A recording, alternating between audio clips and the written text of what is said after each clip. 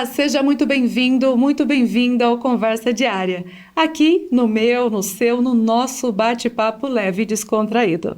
O nosso convidado de hoje tem uma voz que atravessa gerações, é realmente de muito peso, é Pedro Norberto, e ele sempre leva, por meio da sua voz, mensagens inclusive de fé.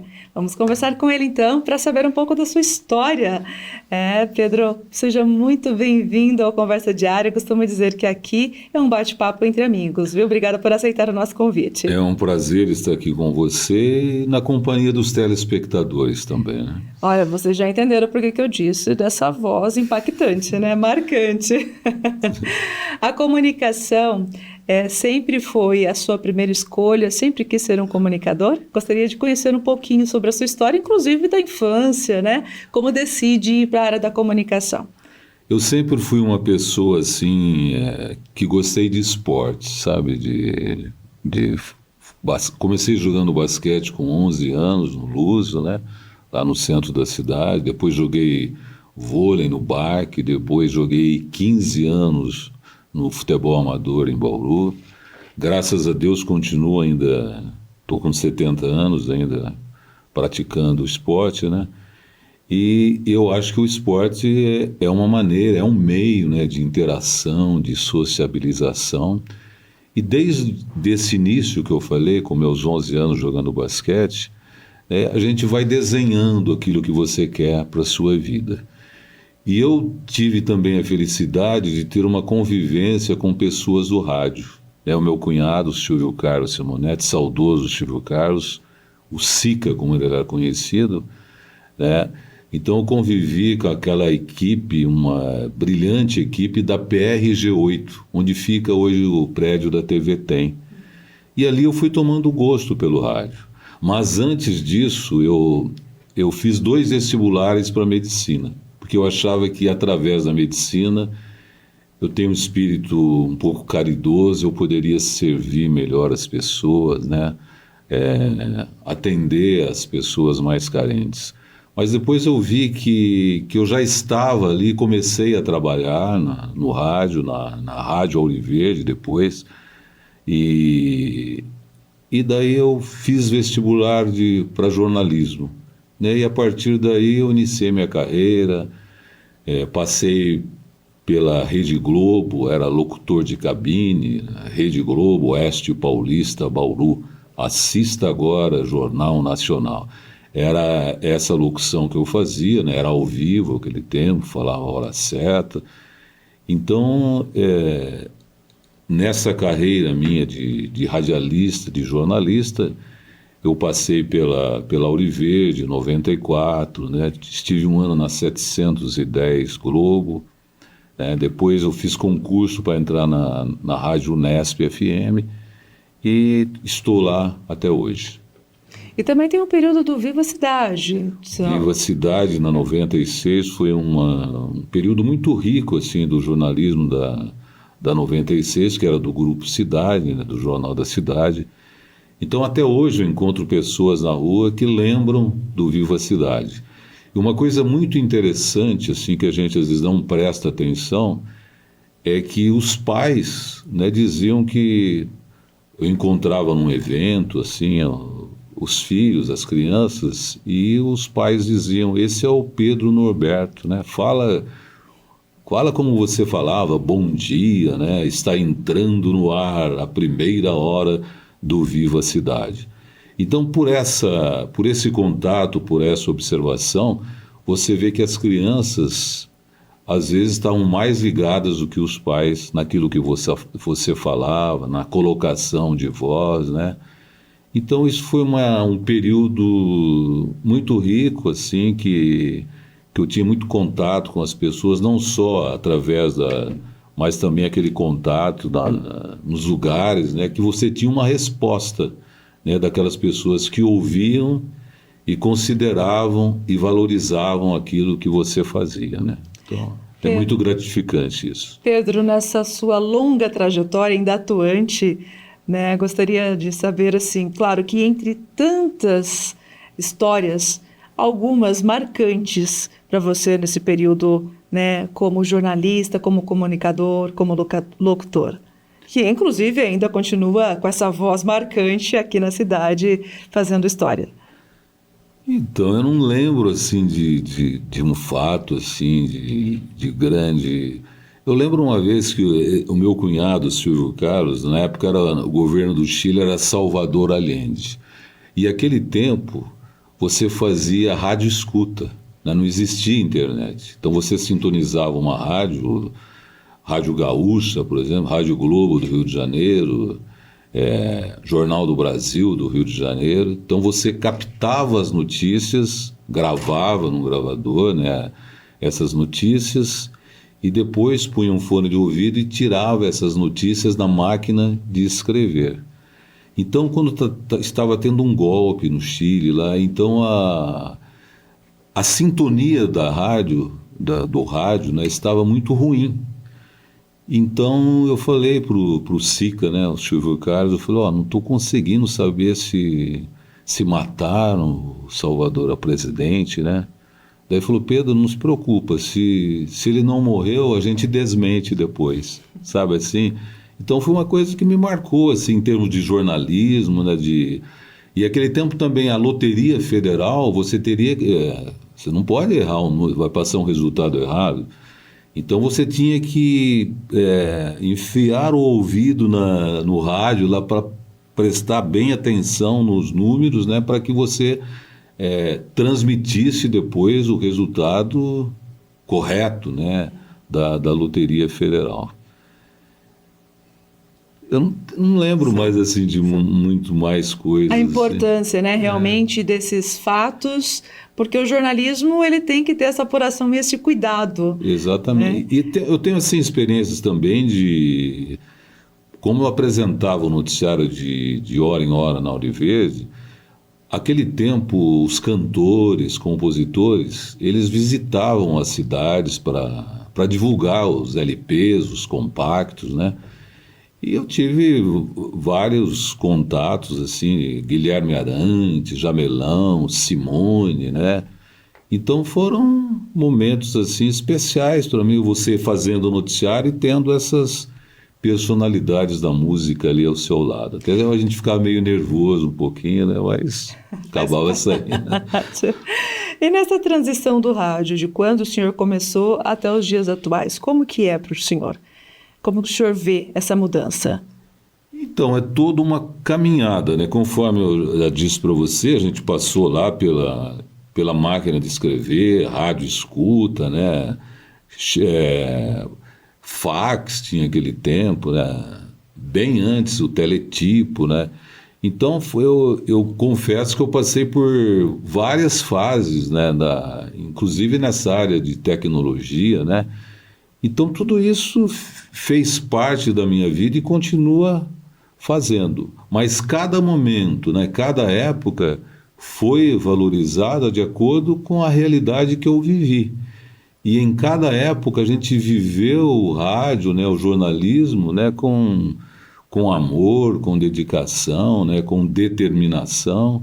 Então foram experiências assim grandiosas na minha vida que eu agradeço até hoje, e isso ainda está tendo continuidade, né? Então, de uma maneira ou de outra, eu estou presente, estou chegando nas casas, né, atualmente através da Rádio Unesp FM. O senhor comentou no início aqui do nosso bate-papo que chegou a pensar em fazer medicina e depois foi para a área da comunicação. O senhor é feliz nessa escolha? Acredita que foi uma decisão acertada? Se tivesse que mudar, mudaria?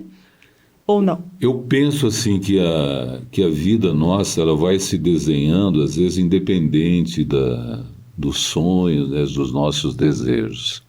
Eu falo que a vida da gente é um quebra-cabeça que vai sendo montado, né, que vai sendo desenhado na nossa vida, e eu acho que a gente tem que abraçar aquilo que nos dá prazer, aquilo que nos realiza como pessoa, como profissional, e o rádio foi um meio de comunicação que me realizou, né, como pessoa, como profissional, e fez com que eu me tornasse conhecido e conhecesse muitas pessoas, né? E esse carinho, né, esta atenção, até hoje, né, que eu tenho esse reconhecimento, eu falo que é uma coisa que não tem preço, que não se paga, né? Então, onde você vai, a gente conhece alguma pessoa, né? Você sente essa consideração, e eu sempre tive muito respeito, né, pelo ouvinte. Até eu brincava com um médico aqui em Bauru, o Dr. Márcio Cabelo, que ele falava Pedro, todo dia eu tomo banho com você, ouvindo rádio, logicamente, né? Então, e eu dizia com relação à medicina, né, que o melhor tratamento do médico não é o remédio. Às vezes é aquela conversa que ele tem com você, transmitindo segurança, transmitindo confiança e mostrando o caminho que você tem que seguir para se recuperar. Às vezes fisicamente e às vezes mentalmente. Falando em seguir, ou até mesmo começar, para quem tem o interesse de ir para a área da comunicação, o senhor que tem uma história aí já, né, consolidada, qual é assim o caminho que o senhor orienta e indica para que a pessoa seja mais assertivo na sua trajetória? Eu acho que toda profissão é digna, né? E eu tenho também experiências de estagiários que passam pela Rádio Unesp, e você vê o talento nato na pessoa. Eu apresento música erudita também, os grandes mestres e clássicos Unesp, que você vê os grandes compositores, os pais deles queriam que eles fossem médicos, advogados, mas estava na veia deles a música. Então eles não tinham escolha, é aquilo que eles tinham que seguir, né? E eu vejo dessa maneira também a escolha das pessoas pelas suas profissões. Toda profissão é digna. Eu acho que a pessoa... Eu não concordo com aquele pai que quer induzir o filho, a filha, a fazer determinado curso. Eu acho que cada um tem sua característica, sua personalidade, o seu dom, o seu talento. Então a pessoa deve buscar aquilo que vai ao encontro daquilo que ela gosta, né? Daquilo que ela vai fazer com amor. Porque tem profissionais em determinadas profissões que você vê que ele não está ali, né, com uma coisa espontânea. E acaba sendo, às vezes, não um bom funcionário. Então eu aconselho a buscar sempre aquilo que realiza a pessoa e que ela faça aquilo, que ela exerça aquela profissão com alegria, com amor, procurando sempre servir aquela pessoa que depende daquela profissão. E até falando em servir, eu até mencionei aqui que o senhor escreve mensagens, inclusive de fé, né? O senhor é um homem que procura sensibilizar as pessoas por meio daquilo que o senhor também sente. Como que é isso para o senhor? E gostaria também de saber de um outro episódio que eu fiquei já sabendo, né? Tive as informações que o senhor levou, inclusive, uma mensagem no velório. Como que foi esse momento? Então, tudo isso acontece de uma maneira muito espontânea na minha vida.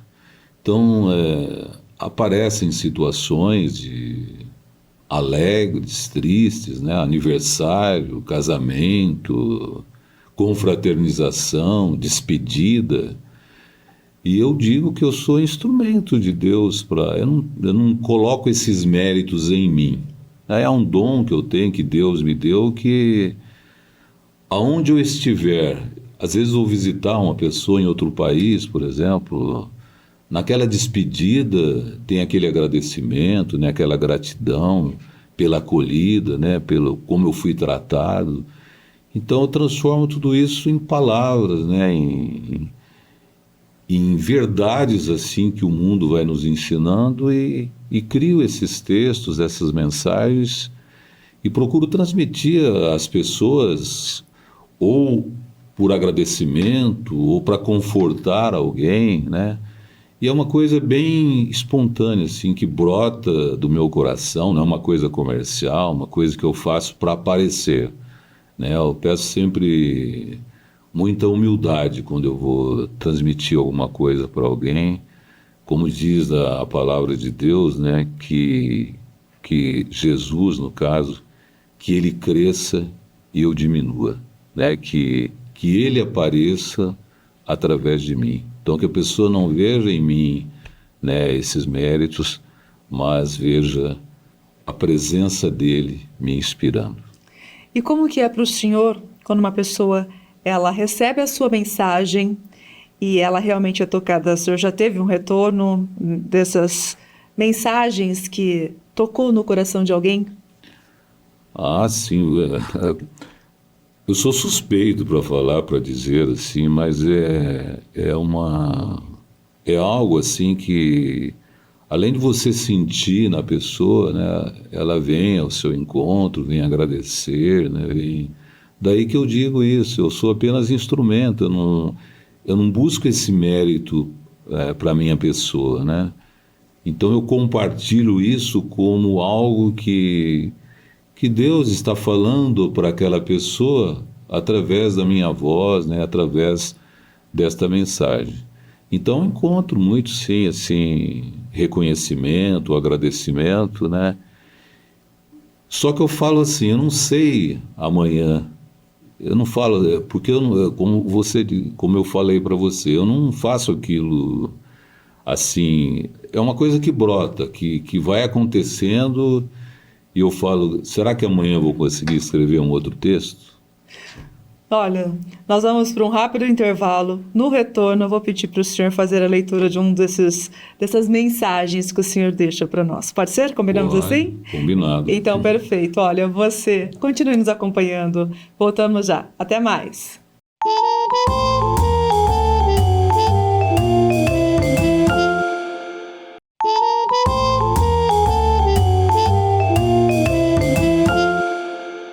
Voltamos com Conversa Diária e o bate-papo é com o jornalista, locutor Pedro Norberto, essa voz aqui impactante. E antes de ir para o nosso intervalo do Pod TV, do Conversa Diária, tinha pedido para trazer uma mensagem para nós. Porém, vou pedir para segurar um pouquinho aí, para deixar mais para o finalzinho. Tá certo. Antes, eu tenho assim uma curiosidade. Tem alguma mania de, né, quem é locutor, alguma coisa que queira compartilhar conosco?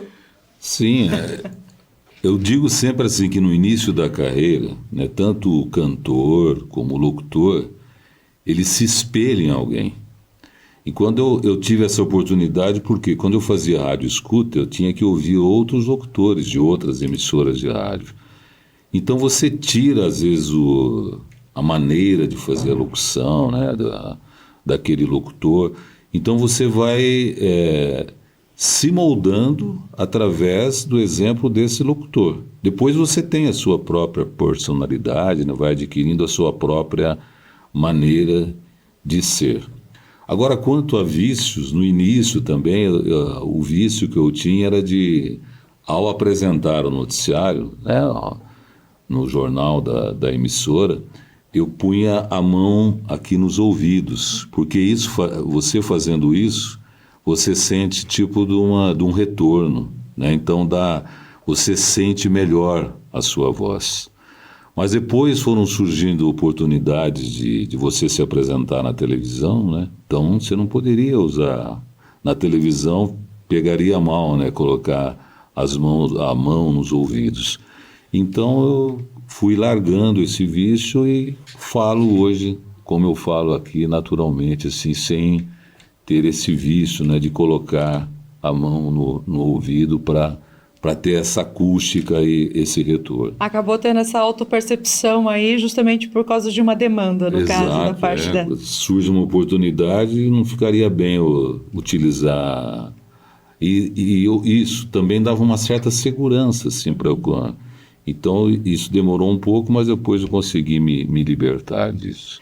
E vamos voltar a falar um pouquinho de esporte, né? O senhor comentou que pratica ainda a atividade. Qual que é a importância, né, e a diferença que faz para o seu dia a dia, inclusive como comunicador? Eu sempre tive o exemplo de meus irmãos, né? Meu irmão mais velho, Jura, saudoso, já falecido, ele jogou na várzea aqui em Bauru. O meu outro irmão, Bonfim, Ele jogou no Esporte Clube Noroeste. Foi inclusive daquele time que subiu à primeira divisão em 1970.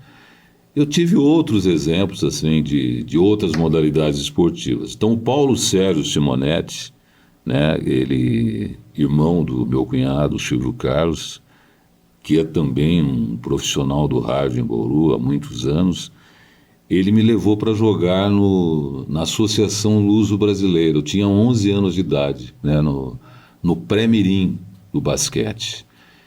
Depois, uma outra opção de esporte foi jogar vôlei no Bauru Atlético Clube, né, no BAC. E mais para frente eu comecei a jogar futebol, joguei 15 anos no futebol amador em Bauru, e foi também lugares, né, esportes que me proporcionaram muitas amizades, né, e não só isso, né, eu acho que o esporte ele te encaminha sempre para o bem, né, para a construção da sua vida, não só a parte física, não, mas essa parte social, né, essa parte comunitária, essa experiência de você aprender a ganhar, aprender a perder, né? Então tudo isso eu acho que é importante em termos de atividade para o ser humano. Então quem puder praticar esporte, nunca é tarde, eu digo, né? Escolher uma modalidade esportiva. Então, encaminhar o filho, porque você vê tantas crianças hoje só atrás de telefone celular, de computador, né, e numa vida ociosa, né, sedentária.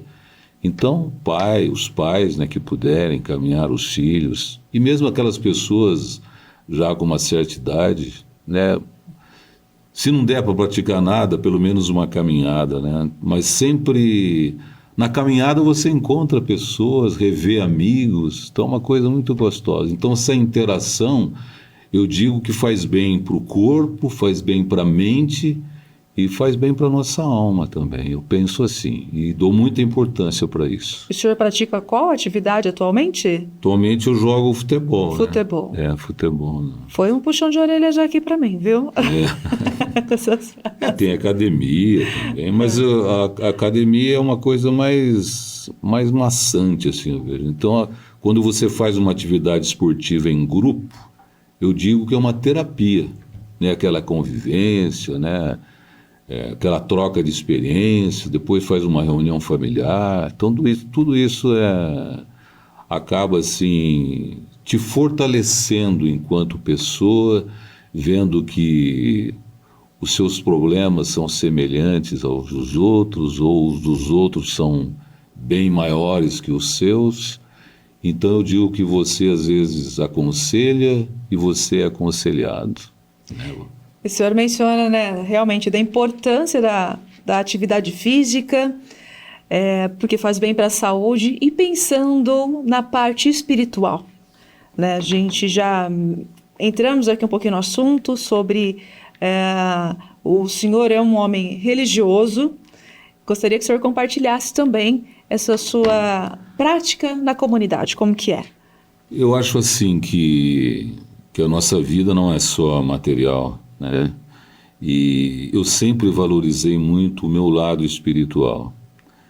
Então, se eu sou alguma coisa hoje como pessoa, como profissional, eu devo muito a esses valores espirituais que desde criança, através dos meus pais, né, eu fui colocando na minha vida. Então, acho que a gente tem que ter muita coerência, né? Aquilo que a gente fala e aquilo que a gente faz.